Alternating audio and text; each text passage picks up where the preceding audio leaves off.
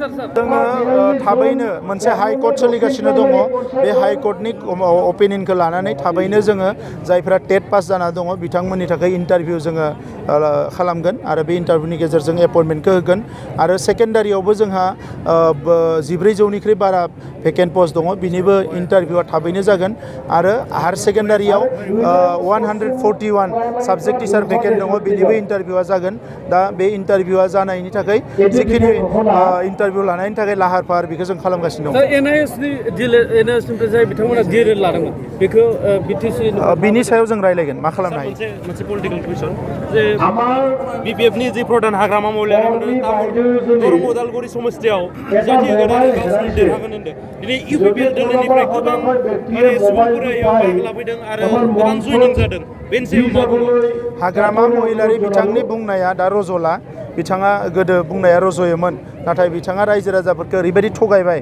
ओरैबायदि मिसा खोथा बुंबाय आरो जिखिनि सोबख'नाय थगायनाय नासयनाय जि मोनसे राजनिति सालायलांबाय दा बिथांनि खोथाखौ रावबो मानिया आरो दरं उदालगुरि समस्थियाव बिथाङा बिजाथि होनो हानाय नङा आं बेखौ सानो मानोना बिथाङा दिनै बिजाथि होनो हानाय अबस्थायावनो गैया खालि बिथाङा रायजो राजानि सिगाङाव गावनि खोथाखौ बुंदों आरो गावनि वार्कारफोरखौ लाखिनो थाखाय बेफोर खोथाखौ बुंबाय थादों दा हाग्रामा महिलारिया खुनु इलेक्सन देरहानो हानाय बिपिएफ बा खुनु मोनसे इलेक्सन देरहानो हानाय पजिसन गैया Good news for everyone. For the academic year 2024-2025, admissions to playgroup, nursery, LKG and UKG are underway at Vidyavili Kids School in Habubari, Kokrajhar.